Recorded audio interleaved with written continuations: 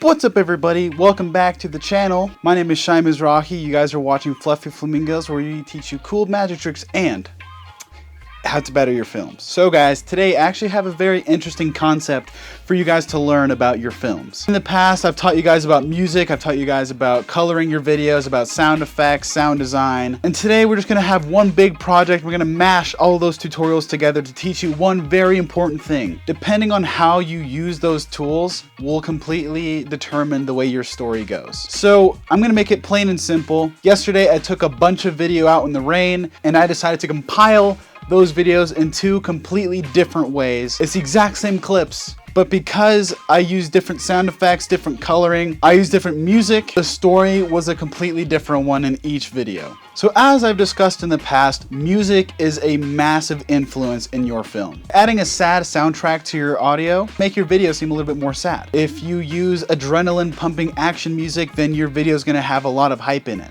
The other thing that really influences video is surprisingly sound effects. And I'll go more into detail about that later after I show you the two clips. The other thing that really influences your video is the color. If everything is really dark and gray and dreary, then it's gonna seem very depressing. Your meter of happiness will just go down. If everything is super colorful and rainbows, then obviously that's gonna convey more emotion, more happy emotion. How can taking the exact same clips be vastly different just because of some of these items? Just because I'm using certain tools a certain way. So I'm gonna show you the first clip right now, and I'm just gonna let you sink in that information, and then I'll go into detail about what I did to make a certain emotion within that video.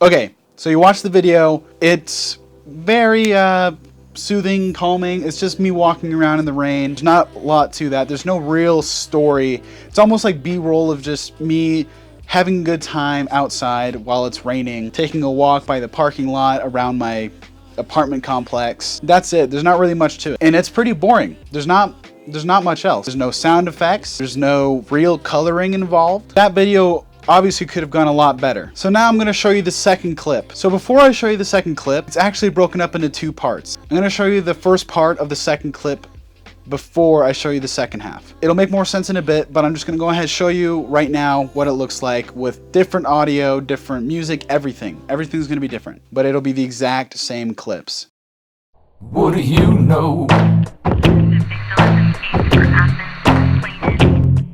What do you know?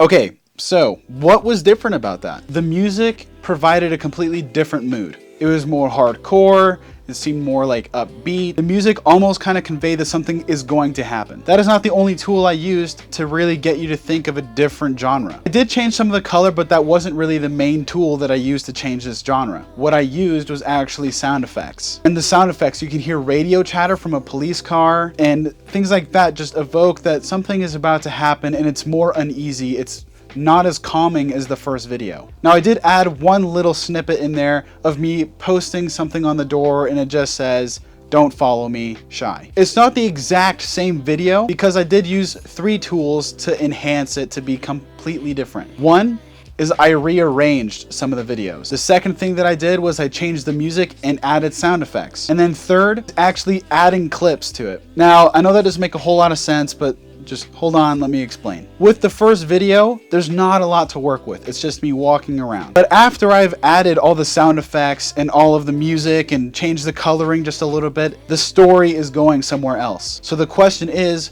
what piece of information is missing to finish this clip. And so because I changed everything, now a piece of the story is missing that I need to add in. That's why I was holding off on showing you the second half of the video, because it was more clips that needed to finish that story. This clip does not make sense by itself. So here's the full edit that I created of the second clip.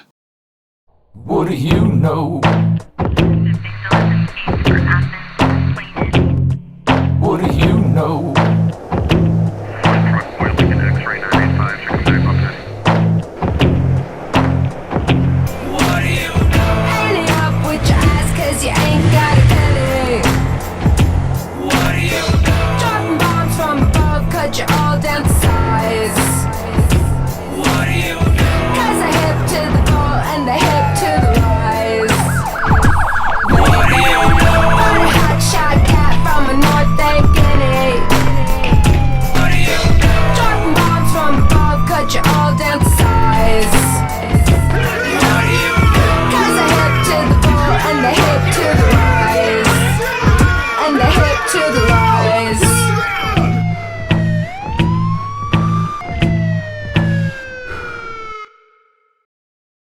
So as you can tell, like I said, the music, the sound effects, everything was enhancing it to be a completely different story. Whereas before it was just me walking around, now it's me running away. I used the same clip of the car, and I just added a police siren, and now you know, uh-oh, something's in trouble, this guy's running away, something is different about this clip, and it's simply because I mixed up the audio and added a clip in. The purpose of me teaching you guys this is not just go and gallivant and just shoot whatever you want and just hope it makes sense later. So yes, we got all these nice shots, but it could literally be anything at this point. So it's up to you as the director / editor to figure out how to put those clips together in a cohesive manner that makes sense. I always run into roadblocks, and so I'm going to share with you one very crucial piece of advice that was given to me on my first film shoot with a professional director named Cameron Gade. So I showed up in Salt Lake City at around 10 a.m. and I got home at around 2 a.m. It was a really long shoot, but it was super fun. I learned so much. But the really important thing that I learned from that film shoot was at the very end. We had to get the lighting just right. We didn't have any natural lighting. It's like midnight.